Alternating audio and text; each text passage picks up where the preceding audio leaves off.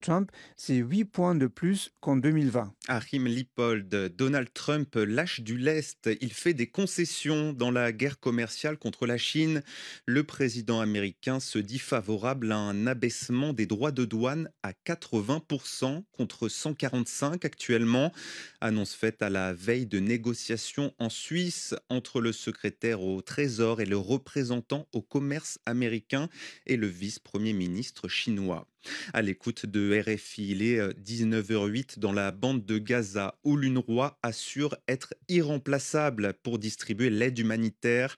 C'est cette agence de l'ONU pour les réfugiés palestiniens qui le dit elle-même alors que le blocus se poursuit depuis maintenant plus de 2 mois. Nourriture, eau, carburant, médicaments, plus rien ne rentre et les stocks s'épuisent à Gaza, laissant plus de 2 millions de personnes face au risque de mourir de faim. La porte-parole de l'UNRWA, Tamara Al-Rifai. Ça fait maintenant plus de 9 semaines qu'il y a un blocus total, complet, sur la bande de Gaza. Pas d'eau, pas de nourriture, pas de médicaments, pas de tentes, pas de couverture. Rien n'entre à Gaza depuis la reprise des hostilités, donc depuis l'effondrement du cessez-le-feu. La situation humanitaire à Gaza est catastrophique aujourd'hui. Elle est bien pire que ce qu'elle ne l'était il y a 1 an. Et il faut rappeler que ce siège qui dure maintenant depuis plus de 9 semaines est le plus long depuis le début de la guerre à Gaza il y a 19 mois. La porte-parole de l'UNRWA, Tamara Al-Rifai, appelée par Alice Froussard. Il est presque 18h10 à Paris. Ainsi se referme cette édition. Elle est à réécouter et à lire sur françaisfacile.rfi.fr. Ici l'Europe. Édition spéciale sur RFI et France 24 avec Valérie Gasse et Caroline de Camaret. Pour la journée de l'Europe, nous nous installons place de la République pour un grand débat ouvert à tous avec des eurodéputés et le maire de Bruxelles. Nous parlerons de logement et de climat. Ces 2 questions sont-elles des priorités pour l'Europe? Rendez-vous le 10 mai à 21h05, temps universel sur RFI. RFI et France 24 présentent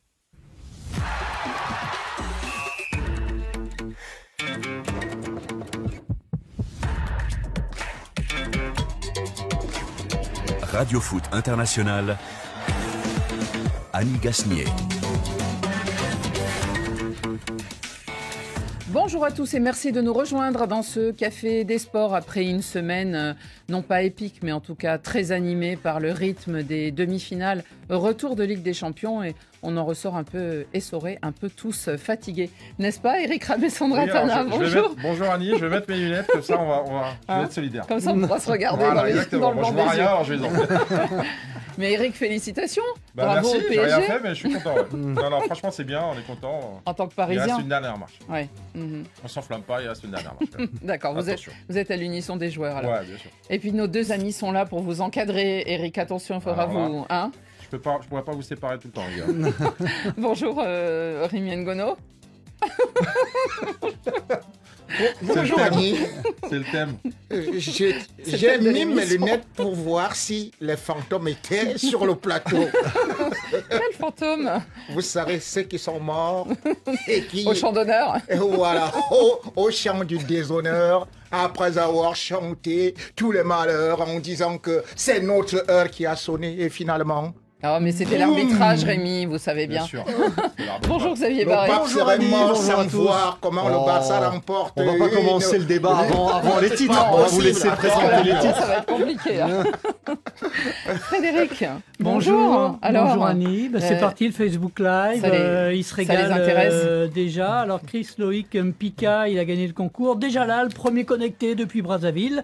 Bravo à lui. Et puis il y a des petits messages. Happy birthday à l'Amazon Annie, nous dit Michel Jenguet. C'était hier, hein, je crois. Oui, c'était le 8 mai. Ça n'a pas échappé à certains auditeurs. Ouais, il y a une petite chanson en direct dans le Radio Foot. Ouais, Carlos on Bianchi est jaloux, qui chante hein. pour nous dans ces cas-là. C'est vrai que Le c'est même jour que touchant. Luis Enrique, c'est ça? Exactement. C'est le même jour que ma fille.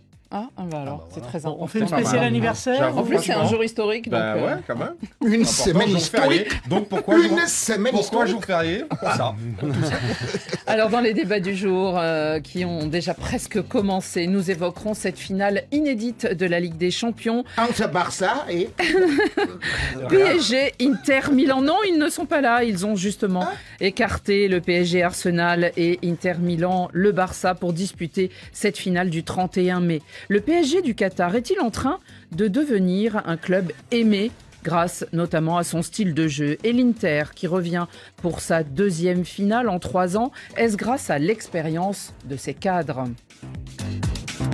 Tottenham et Manchester United, 2 clubs anglais en finale de la Ligue Europa. Serait-ce une consolante pour 2 équipes de la fameuse Premier League, le meilleur championnat du monde? Dimanche, jour de Classico en Espagne, le FC Barcelone recevra le Real Madrid. La dernière chance pour les merengues de sauver leur saison pour conquérir le titre de champion. 4 points les séparent à 4 journées de la fin de la Liga. Et nous ferons nos pronostics, bien sûr. Ensuite, il y aura vos cartons et les nôtres. Au générique de cette émission, David Finzel qui m'a aidé à préparer l'émission avec Laurent Salerno. Pour ce qui est des moyens vidéo, Souel Kedir et Yann Bourdela sont là. Le Café des Sports, les débats sont ouverts.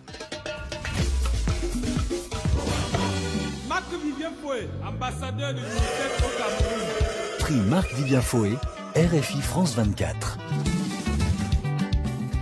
Il ne reste que 3 joueurs, 3 finalistes, les 3 qui seront sur le podium, mais l'ordre n'est pas encore établi et il vous reste surtout 3 jours à patienter pour savoir qui sera le lauréat de ce prix Marc-Vivien Foué de cette édition 2025. Alors, les noms ont été révélés lundi dernier, vous les avez sans doute entendus, et on se demande qui succédera au Gabonais Pierre-Emerick Aubameyang, le joueur de l'OM qui avait été distingué l'an dernier. Vous vous en souvenez, il avait été distingué pour une 2e fois à 10 années d'écart. Alors d'ici là, vous allez pouvoir les admirer, ces 3 joueurs africains du championnat de France.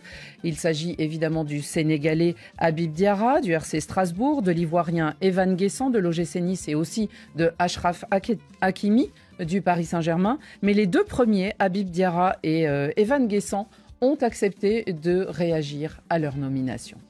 Salut à tous, Habib Diarra, capitaine du Racing Club de Strasbourg. Voilà, c'était pour vous faire un petit message par rapport au trophée Marc-Vivien Foué. Voilà, c'est une fierté de faire partie des finalistes. Voilà, c'était pour vous remercier et voilà, ça fait plaisir de faire partie des grands noms d'Afrique. C'est une très belle liste, c'est une extrême fierté pour moi d'être parmi les finalistes parce qu'on connaît les joueurs qui sont passés dans cette liste. Et, je suis très honoré. J'espère la remporter, mais voilà, c'est déjà une très grande partie d'être là. Eh bien voilà, il vous faudra patienter. Alors, Achraf Hakimi avait bien d'autres occupations cette semaine avec sa demi-finale de Ligue des Champions. Le résultat sera donné, ça sera lundi matin, n'est-ce pas Frédéric, dans les jours... 5h30 temps universel. 7h30 heure de Paris dans le journal Afrique. Un grand merci en tout cas à ces 2 potentiels vainqueurs qui nous ont envoyé ces messages et qui ont été mobilisés grâce à la LFP, le média international, la section communication de la Ligue professionnelle de football. On continue dans Radio Foot d'ici lundi et nous avons d'autres sujets à traiter.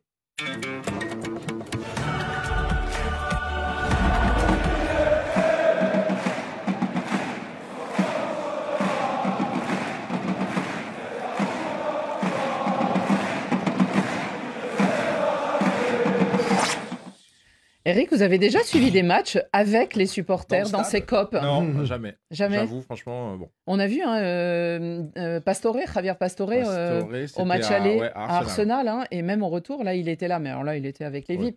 Mais au match aller, il était avec les supporters. Non, mais ça doit être quelque chose, quoi. Alors, cette Ligue des Champions, on a vu des images, les beaux tifos. L'objectif était inscrit finalement au fronton de ce Paris Saint-Germain version Qatar. On en entend tellement parler depuis 2011. L'objectif, gagner la Ligue des Champions depuis que l'émir a racheté le club en 2011. Alors, la direction, elle a vu que la route était très longue. vers le trophée, que l'apprentissage pouvait être rude et surtout que parfois on commettait des erreurs. Les Qatariens l'ont appris à leurs dépens. On les a parfois moqués pour cela. Mais cette fois, ils sont donc dans la cour des grands et ils s'y sont hissés, on va dire, avec panache parce qu'ils viennent de changer de statut. Ce n'est pas la première fois qu'ils atteignent la finale. Mais la dernière fois, en 2020, on s'en souvient, c'était le contexte Covid et c'était complètement différent. Et moi, j'ai une question d'abord pour vous, Eric, en tant qu'ancien joueur du Paris Saint-Germain, même ancien capitaine, mais surtout en tant que Parisien de cœur. Est-ce que vous avez la sensation que le Paris Saint-Germain change de statut et qu'il est de plus en plus aimé? Je sais pas. Il faut gagner quand même en Europe pour changer de statut. Et évidemment qu'en France, ils ont déjà ce statut-là. Mais après, il faut quand même faire des choses régulièrement, j'ai envie de dire, en Europe. Et là, c'est pas encore le cas pour l'instant pour Paris, même si il y a quand même un parcours toujours assez intéressant. Mais il faut quand même aller au bout, il faut quand même la gagner pour avoir cette reconnaissance j'ai envie de dire, de grands clubs. Donc aujourd'hui, ils en sont pas loin. En tout cas, par le comportement et parce qu'ils montrent en tant que valeur et performance, ils en sont vraiment pas loin. Maintenant, voilà, faut de la régularité, de toute façon, au haut niveau pour avoir la reconnaissance de ses pairs, faut la régularité. Est-ce que c'est le style de jeu peut-être inculqué ces derniers mois, ces derniers temps par Luis Enrique, qui peut signifier un changement dans l'image aussi de ce club? Parce que finalement, on a admiré la manière dont ils ont maîtrisé leurs derniers adversaires, et notamment tous les adversaires anglais. Complètement. Xavier. On sait que les Britanniques ont une influence sur l'opinion générale, puisque forcément la presse anglaise et les médias anglais sont très suivis dans le monde entier, par le fait que la langue anglaise aujourd'hui véhicule beaucoup plus d'informations que les autres langues. Et donc, la manière avec laquelle ils ont éliminé et Liverpool, et Aston Villa, et Arsenal, avec ce beau jeu. Et la manière dont ils avaient retourné Manchester City aussi. Ouais, aussi, mais ça a séduit le monde entier, en fait. Et pendant longtemps, le Paris Saint-Germain n'était qu'un club de nouveaux riches, capable effectivement de se payer Neymar, de se payer Messi, de se payer Mbappé, de se payer tous les joueurs de la planète. Mais ce n'était pas un club qui inspirait le respect pour son potentiel sportif, pour ses prestations sur le terrain. Et là, depuis 18 mois, parce que déjà la saison dernière, c'était pas mal, ils sont en train de changer cette image. Et donc, en changeant de politique au départ, les dirigeants du Paris Saint-Germain ont amené cet élan de sympathie, alors qu'avant, c'était franchement un club qui n'était pas aimé du tout, qui était mal vu. C'était le club des nouveaux riches, des pétrodollars, et qui n'avait pas qui n'était pas très bien vu à l'étranger. Oui, et souvenez-vous, il y a pas si longtemps, hein, mais des clubs comme le Bayern de Munich, Barcelone, les dirigeants, dès qu'ils pouvaient rappeler un peu à tout le monde que c'était le Qatar qui était derrière, qu'ils ne luttaient pas avec les mêmes moyens, le PSG qui déboulait là comme ça avec ses pétrodollars. Effectivement, on est passé dans autre chose. Il y a une sorte d'unanimité de la presse européenne et de tous les suiveurs pour dire chapeau à ce que Luis Enrique a réussi à mettre en place. Justement, ce comportement-là, peut-être que ça montrait déjà qu'ils avaient un peu peur de ce Paris Saint-Germain et que ça commençait un peu à s'inverser. Et juste pour rebondir sur ce que disait Xavier, peut-être que j'ai envie de dire la reconnaissance vient aussi parce qu'il n'y a plus ces stars-là et que du coup, en termes de spectacle et en termes de valeur et de ce qu'on peut retrouver finalement dans le sport collectif, c'est une vraie équipe qui gagne ces matchs-là et qui propose ce jeu-là. Donc c'est pour ça que ça change aussi peut-être l'image de ce PSG. Rémi, on a l'impression aussi que sur le continent africain, le Paris Saint-Germain a gagné du galon, on va dire.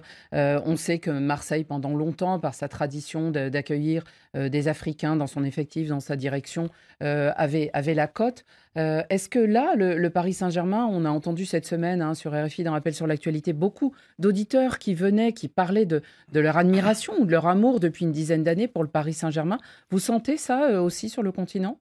Oui, je sens ça dans ma maison parce qu'il y a beaucoup de tristesse. Tous mes enfants sont tristes parce qu'ils sont Marseillais.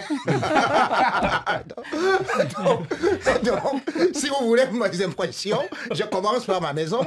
Parce que c'est le deuil. C'est le début. C'est le deuil, ils sont catalans et puis ils sont Marseillais. Donc vous comprenez, pratiquement je suis. C'est pour ça que je suis d'ailleurs en noir. Donc moi je peux dire cependant que oui, le PSG, moi je crois que c'est une équipe parce que cette fois-ci, ils ont compris qu'il faut aussi laisser un peu l'entraîneur faire son travail. Parce qu'immédiatement, ils voulaient toujours qu'à peine on arrive, on récolte des fruits, et c'est pour ça qu'ils entassaient des joueurs. Et cette fois-ci aussi, ils ont compris qu'il faut parfois prendre des jeunes qui viennent apprendre que de prendre des vieilles stars. Parce que j'ai toujours dit qu'un vieil arbre transplanté meurt.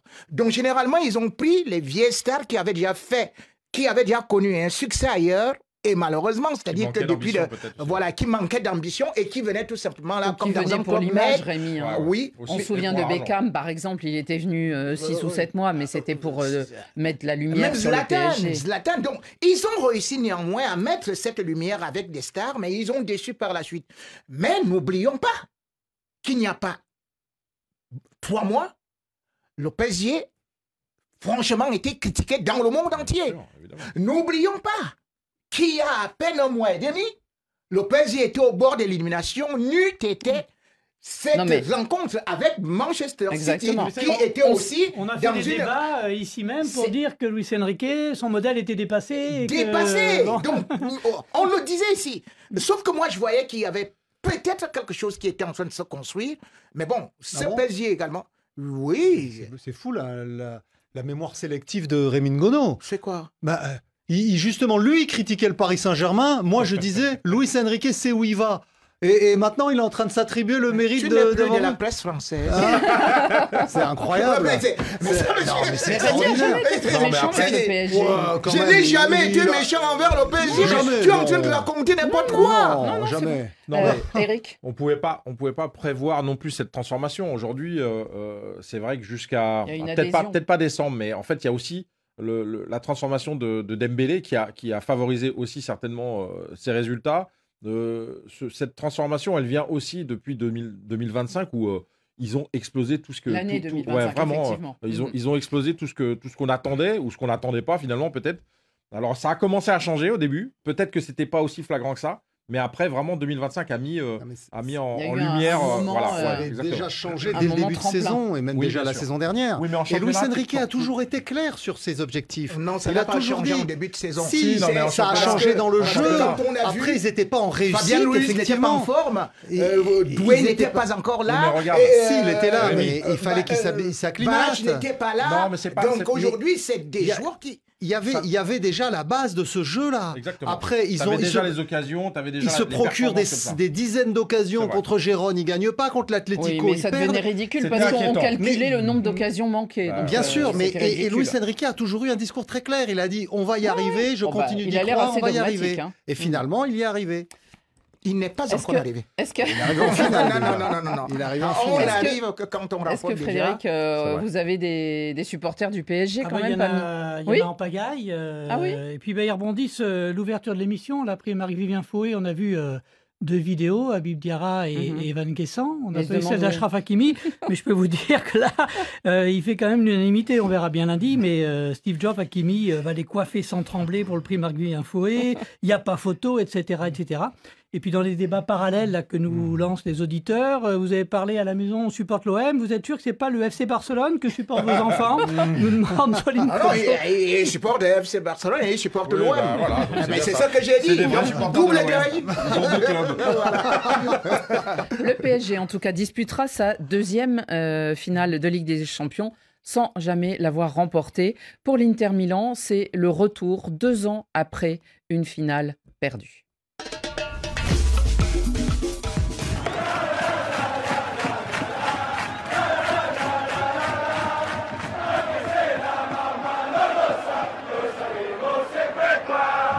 Et oui, cette jolie affiche, pour ceux qui nous regardent, qui nous suivent à travers des images, eh bien, c'est celle d'un énorme snake, on peut dire, hein, un gros serpent au-dessus du stade de Munich où aura lieu la finale. Alors, les Nerazzurri reviennent en finale, mais ils ne reviennent pas comme des bleus, si je peux me permettre. Ils ont déjà remporté 3 fois ce trophée européen. On se souvient tous, évidemment, de la dernière fois avec Samuel Eto'o.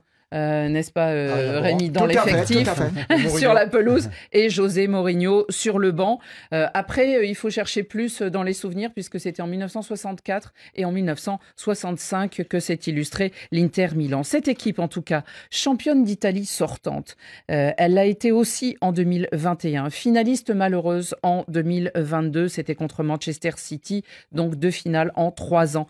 Est-ce que c'est le couronnement, Xavier, d'un travail sur le long terme de Simone Inzaghi, et avec tous ces joueurs d'expérience, on va dire, on ne va pas dire des vieux, Lautaro Martinez, Barella, Acerbi, Bastoni, Dumfries qui était déjà là, Mkhitaryan qui était là aussi. C'est pas les plus vieux, il y a aussi Mkhitaryan et puis Çalhanoğlu au milieu. Mais effectivement, derrière Acerbi, c'est le doyen. Et on a une équipe effectivement qui, face au Barça, a fait preuve de beaucoup de vices, beaucoup de métiers, comme on dit, pour savoir notamment comment contrer les jeunes Blaugrana. C'est assez incroyable que Di Marco soit sorti du terrain en deuxième période sans avoir pris un seul carton jaune, alors qu'il a fait 6 ou 7 fautes flagrantes sur Lamine Yamal. Je pense qu'il avait envie de lui montrer qu'au match terrain, vous voulez nous amener là mais non, donc comme d'habitude, l'Inter a su faire comme souvent les clubs italiens qui ont beaucoup de joueurs d'expérience. Il y a un Italien qui vous écoute, il va vous couper le micro. Mais oui, mais c'est ces accumulations de petites fautes qui ont empêché le Barça de développer son jeu habituel et qui, à l'arrivée, leur ont permis de se qualifier. Quand même, hein. Oui, avec aussi une faute au départ du troisième. Avec une faute au départ du troisième. Donc, du coup, on voit que l'Inter, avec ce métier, cette expérience, a su se hisser jusqu'en finale. Maintenant, ça reste une belle équipe. Ça reste une belle équipe qui, lors de la phase de groupe, la phase de ligue, avait terminé 3e, je crois, ou 4e, enfin dans les 4 premiers.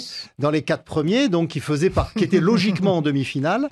Mais voilà, après c'est un jeu, on le sait, avec cette défense à 3 extrêmement rigoureuse, ces deux latéraux qui viennent fermer. C'est pas un jeu extrêmement spectaculaire, mais c'est une équipe qui sait exploiter la moindre faille chez l'adversaire. Rémi, est-ce que cette équipe italienne, finalement, de l'Inter Milan, même s'il n'y a pas que des joueurs italiens, on le sait tous, mais est un beau représentant du foot italien et de la régularité, finalement, de ce football italien qui en a remporté beaucoup des coupes et un beau représentant, surtout? S'il y a quelqu'un qui mérite d'être là, c'est Inter. C'est 2 finales sur 3.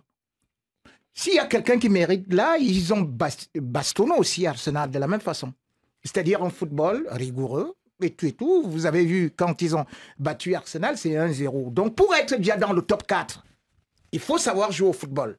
Et maintenant aussi, quand on essaie de regarder, c'est des joueurs qui, curieusement, ressemblent à ceux de 2010.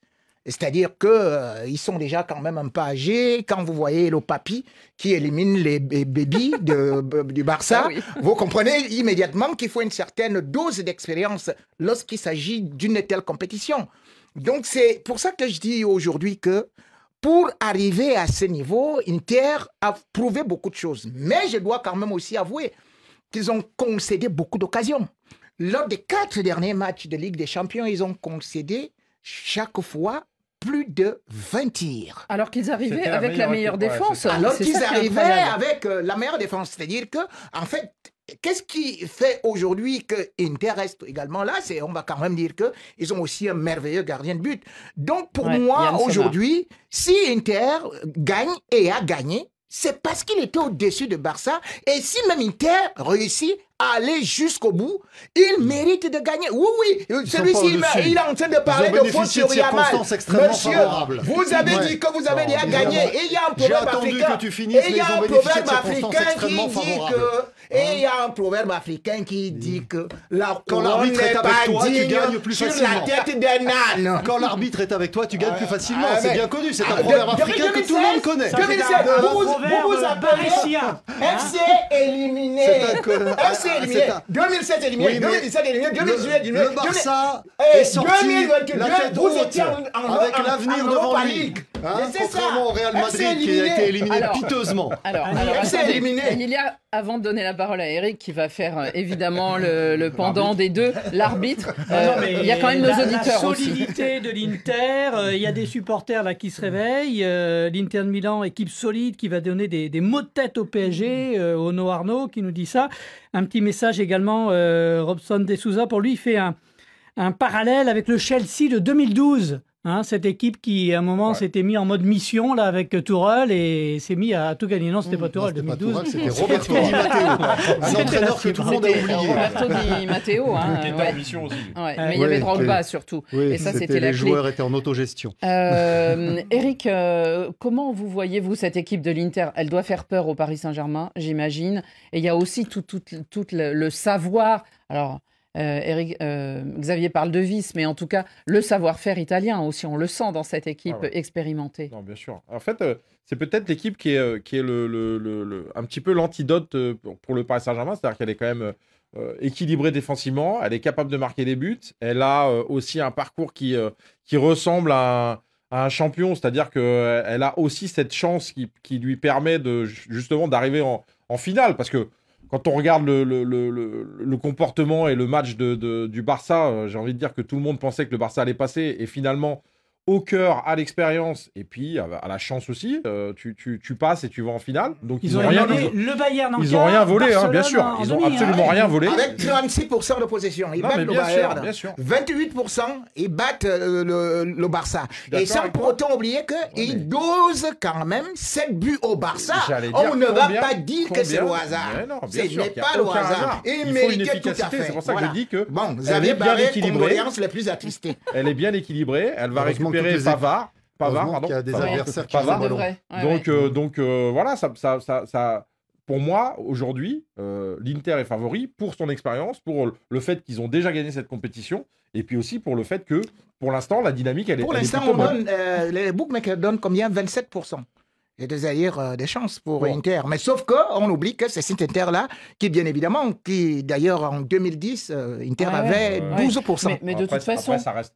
Si on va poser la question à Enrique, il va dire c'est 50-50. Et c'est quelque part un peu vrai. Mais bien sûr, c'est-à-dire que voilà, bien sûr, quand tu arrives en finale, c'est 50-50. Mais on se souvient que pendant toutes ces émissions qu'on faisait, on parlait beaucoup de cet Inter qui avancé masqué. Vous vous souvenez, on se disait, ils avancent, et finalement, ils sont là. Ils sont là en finale. En tout cas, la finale aura lieu le 31 mai à Munich, donc entre ces deux équipes. Mais s'il y a la Ligue des Champions, il y a aussi une autre. Allez, l'autre Ligue européenne, l'autre Ligue Europa.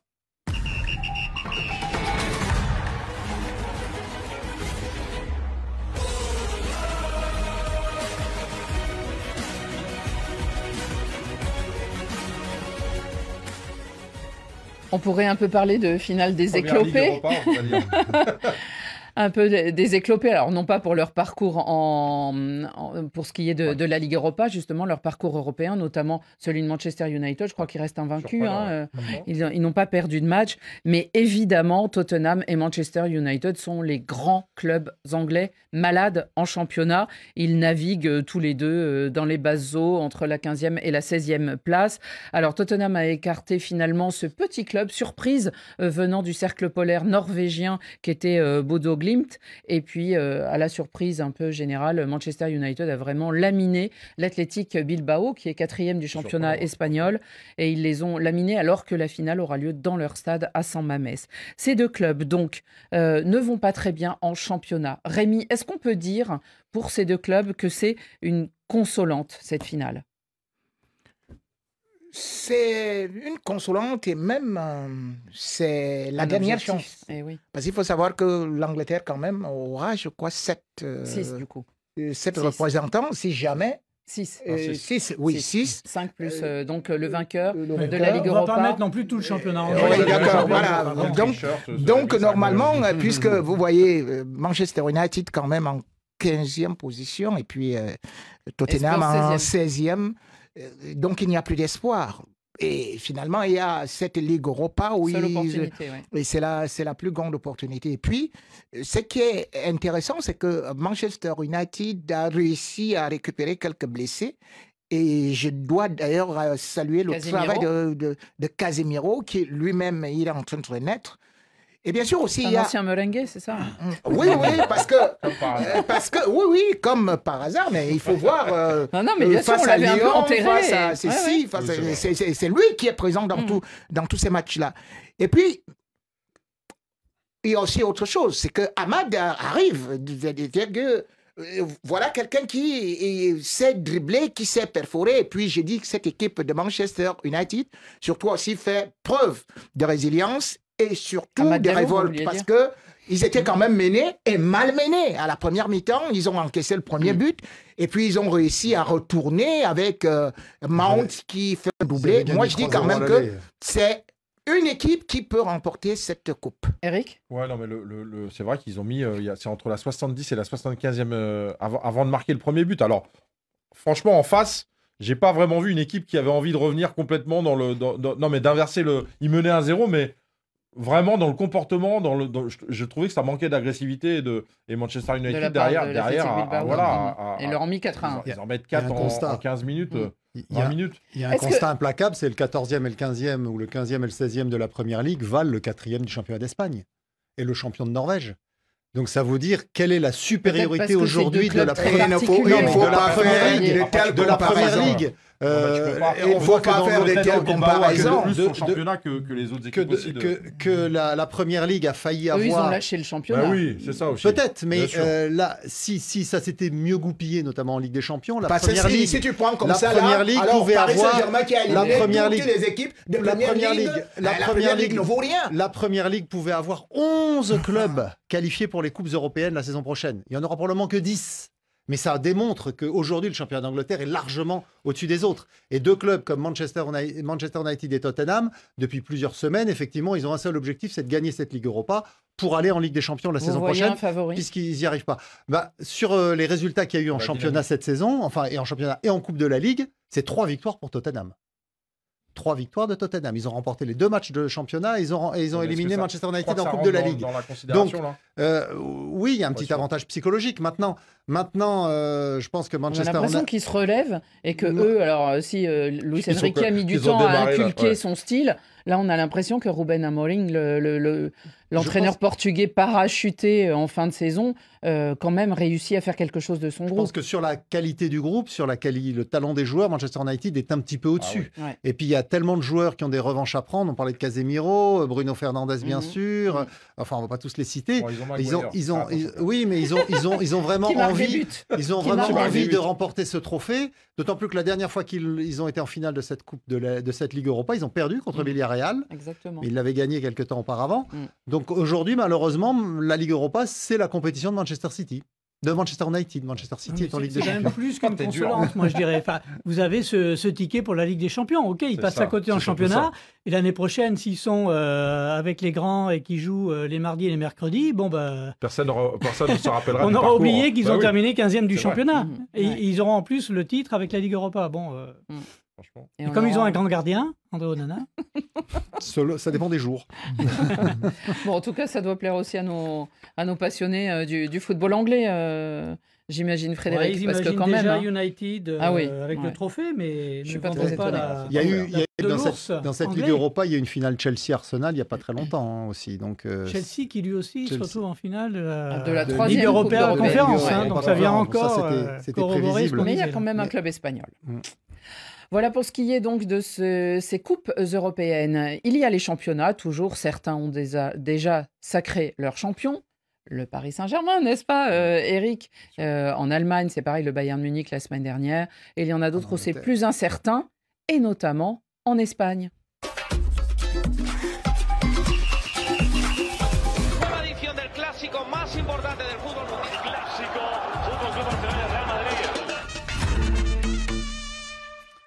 Vous reprendrez bien un petit classico, le 4e de la saison. On ne s'ennuie jamais. Effectivement, un Barça-Real, ça reste, quel que soit l'enjeu, le match le plus recherché, le plus suivi ou le plus guetté. Exactement. C'est une consolante, là aussi. Ah oui, mais alors, là, plus que ça. Et surtout quand l'enjeu est à la hauteur. Dimanche après-midi, donc le FC Barcelone recevra à Montjuïc, et non pas au Camp Nou, qui est toujours en travaux, le Real Madrid. Une rencontre donc à un moment clé, nous sommes à la 35e journée. 4 points séparent ces deux clubs rivaux à 4 journées de la fin. Et tout reste donc possible pour conquérir la couronne de champion. Alors, les dernières rencontres, Rémi, elles n'ont pas été franchement en faveur des merengues. Je peux vous rappeler, si vous voulez, parce que vous me regardez bizarrement, il y a eu la demi-finale de la Coupe du Roi où le Real a été éliminé par le Barça sur le score de 3-2. En finale de la Supercoupe d'Espagne en janvier, alors là, ça avait été un peu plus violent, 5-2. Et puis alors, en plein Bernabéu, le match aller du championnat, ça avait donné 4-0. Là, est-ce que vous voyez le fait que ce Barça a été éliminé en milieu de semaine au bout des prolongations, donc en jouant beaucoup la demi-finale de Ligue des Champions à Milan? Est-ce que vous pensez que ça peut rééquilibrer un peu les forces de ce match. Annie, vous avez renversé les choses. Ah bon? Et ça perd tout. Le Barça trouve un Real complètement déjà détruit. C'est 4-0. Premier match. Oui, en automne dernier. Voilà. Deuxième match, nous allons à 5-2. C'est-à-dire que l'écart s'est réduit. Troisième match. Pardon? On y va. Parce que c'est de la même façon que le Real revient toujours. Troisième match. On va en prolongation. Prolongation et tout le monde est content que, bien évidemment, Koundé marque un but vraiment sur une passe décisive de Modric dans un match où le Real dominait. Cela veut dire que lorsque vous regardez le premier match et le dernier match, vous voyez que qui a progressé? C'est le Real. Pourtant, ce Real n'a pas de défense. Pourtant, ce Real qu'on dit hyper malade a encaissé 33 buts comme le Barça. Pourtant, ce Real, qui n'a aucun défenseur, a perdu certainement au niveau de la Liga, 6 matchs. Et le Barça en a perdu combien? 5 également. Lorsqu'on regarde le nombre de nuls, c'est 5. Bon, et 5. Moi, j'ai dit aujourd'hui, j'ai dit aujourd'hui, le Real, c'est vrai, je devrais d'ailleurs féliciter Ancelotti parce que jouer sans avoir une défense, parce qu'on voit quand même là qu'il vous manque les Rudiger, Militao, Carvajal, Mendy et tout ça. On devrait prolonger 10 ans encore Ancelotti. Je vous le dis, mais c'est un miracle Annie. C'est un miracle Annie. Donc aujourd'hui, vous allez jouer avec le Barça, avec des milieux de terrain, des attaquants qui sont des défenseurs, et ne vous en faites pas, le Real va faire mal. Bon, donc ils vont gagner 4-0, je pense. Si j'ai bien compris. La démonstration. En tout cas, s'ils gagnent, ils reviennent à 1 point, il reste 3 journées, là on aurait sacré suspense. Oui, mais non, le principal atout du Real dans cette confrontation, c'est que le Barça a joué 120 minutes mardi soir. C'est ça. Alors qu'eux, ils ont eu toute la semaine pour se préparer, puisqu'eux, ils sont plus en Ligue des Champions depuis le tour précédent. Donc effectivement, le Real a plus de fraîcheur à ce niveau-là, au niveau athlétique, que le Barça, qui a aussi des absents. Mais il y a quand même 4 points, ce qui veut dire qu'en 4 journées, 4 points, franchement... c'est sans doute le basculement de cela, mais après, il va falloir aussi le récupérer ou récupérer 1 ou 2 points. Parce qu'à la différence de but entre les deux, je crois qu'il y a 20 buts pratiquement d'écart. C'est le Barça qui est devant. Oui, largement. Le Barça, et après 56, je crois, et plus 19. Non, c'est 22 buts d'écart. Le Barça a un calendrier un peu plus chargé ensuite, puisqu'ils vont le derby contre l'Espagnol. Et ils ont l'Athletic et Villarreal. Ils finissent à Bilbao, alors que le Real a Mallorca, Séville et la Real Sociedad. Bon, mais de toute façon, le Barça a besoin de se remettre dans le rythme après cette grosse désillusion à Milan. Et donc, le meilleur moyen, c'est effectivement de remporter ce match. Je pense que ça va être très compliqué. Ça va être très compliqué. Je pense que s'ils s'en tirent avec un match nul, ça leur conviendra très bien, puisqu'ils garderont leur avance. Faut pas oublier ça. C'est à Barcelone, faut pas l'oublier non plus. Oui. Et puis, faut pas oublier une chose, c'est que le Barça, lui, c'est la fin de saison maintenant. Il reste 4 matchs, et puis après, la saison est terminée, ils partent en vacances. Le Real, lui, il a le mondial des clubs derrière. Donc, ils sont en plus dans une phase de préparation d'un ultime challenge, je pense, que d'espérer raccrocher ce titre de champion qui, pour moi, leur a échappé déjà depuis quelques temps.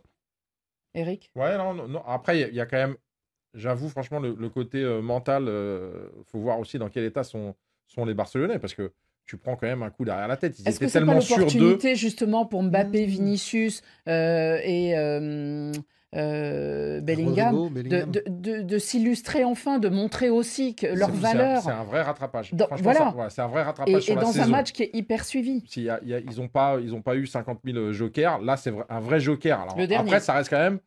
on le rappelle, le Barça a besoin que d'un nul pour j'ai envie de dire, s'assurer presque la fin de saison. Donc, le Real Madrid doit aussi hausser son... Non, mais ils doivent aussi hausser leur niveau, les joueurs du Real. Donc, il y a un vrai challenge. Mais ouais, il y a quand même, je pense qu'il y a quand même un petit équilibre pour se dire qu'ils sont quand même capables de le faire. C'est une équipe de coupe aussi. Et là, ça relancerait la fin du championnat. Et ça relancerait le championnat, ce serait fantastique. Parce que la 35e journée, il y en a 38 encore en Espagne. Hein, donc, ça risque. Rémi a vraiment réveillé les supporters madrilènes du monde entier. Canan Lendangué, j'aime ton optimisme, Rémi, même si bon, on n'est pas sûr qu'il y croit complètement. Hein, bon, voilà. Le Real va faire très mal, à la Real. Voilà, c'est parti. Hein. Oh bah, la Rémi, fumée blanche. Rémi, je pense que vous devriez demander le statut d'ambassadeur du Real Madrid aux dirigeants à Florentino Pérez. Je pense qu'il serait content de savoir que vous les défendez. Il vaudrait mieux qu'il achète des défenseurs que le statut d'ambassadeur de Rémi Ngono. Ça sera changement d'entraîneur l'année prochaine Oui, c'est déjà fait. Comment ça, c'est déjà fait? Xabi Alonso nous annonce. Xabi Alonso vient d'annoncer qu'il part et de toute façon, il vient avec son adjoint. Et il vient aussi avec son préparateur physique, ce qui signifie que Pinto s'en va. Donc, effectivement, dimanche, il va officiellement partir. Voilà, parce que il a dit il lui reste 2 matchs. Il vient de le dire en conférence. Pourquoi avoir dit à Ancelotti de ne pas partir avec la sélection du Brésil et tout ça là? Parce que c'était il y a un an. Pardon? Non, mais là... Non, mais c'est toujours possible. Ça reste Ancelotti le Brésil. C'est qui coûte trop cher pour la fédération brésilienne.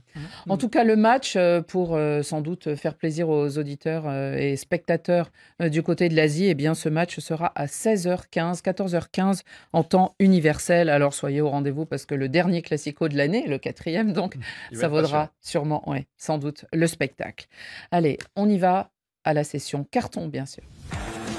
Carton jaune. Un carton là. Qui sort un carton jaune. Ouh là là là là, carton rouge. Carton rouge. Dans la confusion. Carton vert. Extraordinaire. Rien à dire. Vous allez voir cette session carton sélectionnée par David Finzel, c'est un régal et surtout ne décrochez pas, tous les cartons sont excellents.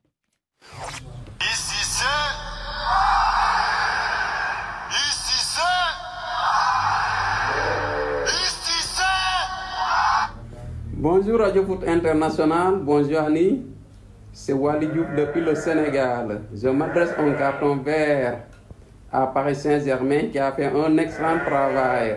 Cette année-ci, c'est l'ère du Paris Saint-Germain. Rémi, on va régaler, hein? Paris est en finale. Merci et bon café des sports. Moi, c'est Georges, je vous appelle de Londres. Et puis, happy birthday to you, Madame Annie. Long life and longevity. Et puis, j'en profite pour dire bravo au PSG. Et puis, bonne chance à eux. Mais carton rouge à la tête, hein, pour ne pas faire confiance à Ethan Nwaneri, alors que Yamal est en train de marquer à l'âge de 18 ans. Arsenal, on est un grand club, les gens n'ont qu'à savoir, avec des fans mondialement. Merci et puis bonne émission. Salut au Café des Sports, c'est Abdel depuis Abidjan, je suis un homme heureux et complet. J'ai 2 cartons verts à décerner ce soir.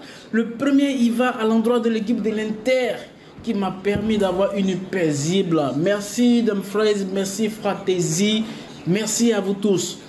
Le second, il va à l'endroit de Marc Libra, un consultant digne de ce nom. Merci pour ce score, pour ce pronostic que vous aviez fait, qui a été parfait, 4-3. À la Madrid. Salut Café des Sports, c'est Joven, moi je suis au Congo Brazzaville, mon carton il est vert. Je donne un carton vert à DJ Donnarumma. Vraiment, il a été énorme face à Arsenal. Pour gagner la Ligue des Champions, il faut un grand gardien. Je pense que le PSG a déjà son grand gardien. Et bonne chance pour la suite. Je m'appelle Gervais Tilou-Lukelo, depuis RDC. Je donne un carton vert à toute l'équipe de l'Inter. C'est parmi, je vais dire, la plus belle soirée de ma vie en tant que fan de l'Inter de Madrid. Je suis tellement content. Je ne sais pas comment l'expliquer. Donc, carton vert à l'équipe de l'Inter. Allô, Xavier Barré? C'est Eli. Oui, éliminé. Bonjour, c'est Diallo Amadou depuis Conakry. Je donne un carton rouge à tous les 11 types de Barcelone qui ont cherché à marquer un 4e but au lieu de défendre le 3e à la 90e minute. Bonne émission.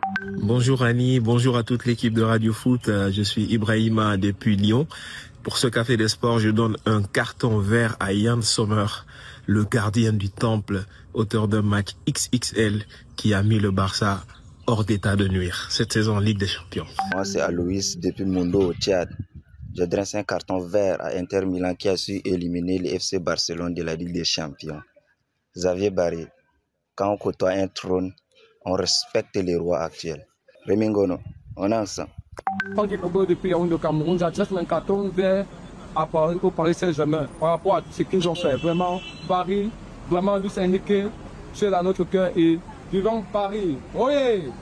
Bonjour Radio Foot International, c'est Franck Bendo depuis la ville des Zongo en RDC. Carton vert et Achraf Hakimi pour son but de qualification du PSG face à Arsenal. C'est le futur ballon d'or africain sans doute. Allez PSG, allez Paris Saint-Germain, fier de nos couleurs.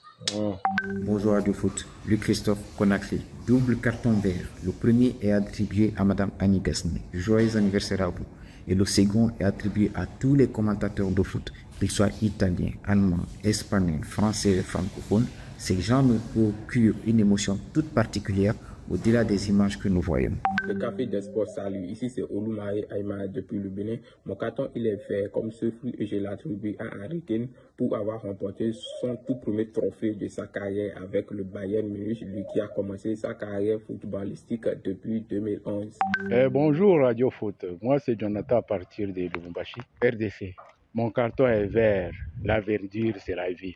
Pour l'émission Radio Foot. La Radio Foot, pour moi, c'est plus qu'une émission.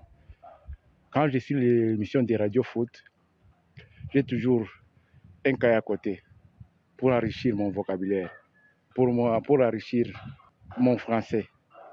Radio Foot, vous êtes les meilleurs. Toutes les bonnes choses. Annie, c'était votre anniversaire. On a un nouveau pape. Paris Saint-Germain s'est qualifié avec l'année. Toutes les bonnes choses.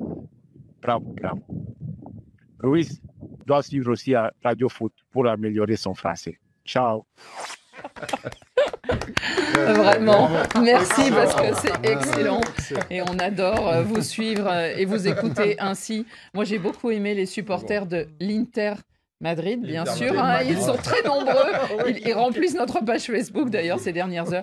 Et puis, nous sommes très heureux d'enrichir votre vocabulaire de français, chers auditeurs. On a créé un nouveau club en cette année 2025. Exactement. Allez, les amis, on va vers vos cartons. Rémi, quel est votre carton? Je crois qu'il est ni rouge ni vert. Jaune. Jaune à Wan-Bissaka. Il a 27 ans et bientôt 28 ans. Et c'est là où il répond présent pour être, bien évidemment, avec les Léopards qui peuvent se qualifier pour la Coupe du Monde. Vous vous rendez compte que Wan-Bissaka a joué en 2015 avec les U20 du Congo et on lui demande de venir dans l'équipe. Il dit non, je suis trop bon, il faut que je calcule plutôt l'Angleterre. Mais l'Angleterre ne l'a pas calculé. Et quand il voit maintenant qu'il est totalement abandonné et qu'il ne peut plus être là, il dit j'aime beaucoup trop les Léopards de la RDC. C'est trop. Il faut faire comme le Maroc. Le Maroc, on vous appelle. Si vous ne venez pas, on tourne le dos. Mais ceux qui viennent toujours là, comme ils sont déjà en fin de carrière, ils n'aiment pas le pays parce qu'il y a un proverbe africain qui dit quand l'oiseau est chassé du château, il dit que le petit n'y est chaud.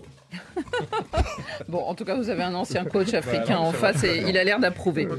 Xavier Barré, votre carton? Carton vert à des joueurs qu'on a un peu perdu de vue puisqu'ils ont arrêté il y a quelques temps, mais qui continuent à avoir un rôle important dans le football. David Beckham et Gary Neville, parce qu'ils ont décidé de reprendre entièrement le club de Salford, dans la banlieue de Manchester, dont ils étaient actionnaires, mais avec une petite participation. Et le principal actionnaire, le milliardaire singapourien Peter Lim, a décidé de se retirer.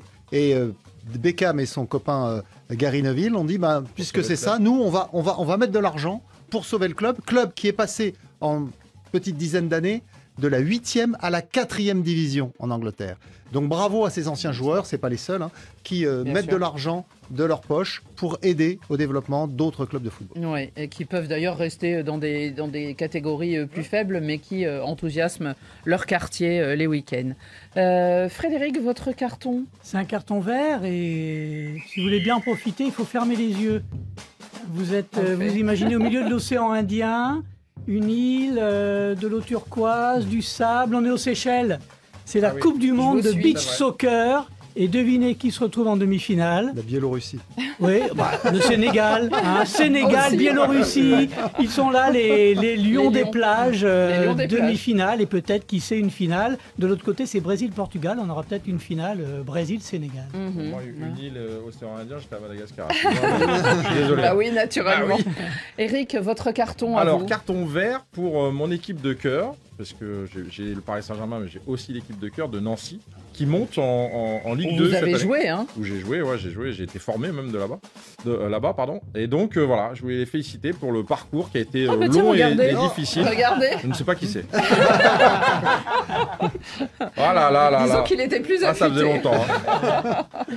Donc voilà, donc, 15 ans, là. je suis très content et franchement ça va être très intéressant de les revoir enfin surtout que ce club a eu des déboires ces derniers temps. Il y a des années très compliquées avec des repreneurs pas très sérieux et qui ont mis en difficulté le club. Donc, il y a des grands joueurs qui sont passés là-bas. Il y en a plein. Un certain Platini. Et votre fils aîné qui vous ressemble tant, là, il joue pas? Non. Il est sur autre chose. Il est sur autre chose. Le carton de Radio Foot International, eh bien, on a décidé que c'était un carton vert et on récompense, nous aussi, les 22 artistes, voire plus, hein, parce qu'il y a des remplaçants de ces matchs épiques entre l'Inter de Milan et le FC Barcelone. Ils nous ont offert 2 soirées absolument incroyables, 13 buts entre les matchs aller et les matchs retour, des moments intenses, des moments vraiment merveilleux, bataille épique, bataille dantesque, émotion historique, tout ce que vous voulez, mais c'était vraiment 13 buts et 14 arrêts du gardien suisse en plus, ça a été extraordinaire. On s'est régalé et c'est génial pour la Ligue des Champions. Et c'est la fin de cette édition. Merci beaucoup, messieurs, d'avoir participé. Bon, maintenant, on connaît la finale. On a jusqu'au 31 mai pour en parler. Bon week-end, bon classico. Et lundi, n'oubliez pas, nous vous présenterons le lauréat 2025 du prix Marc-Vivien Foé. Merci à tous et bon week-end.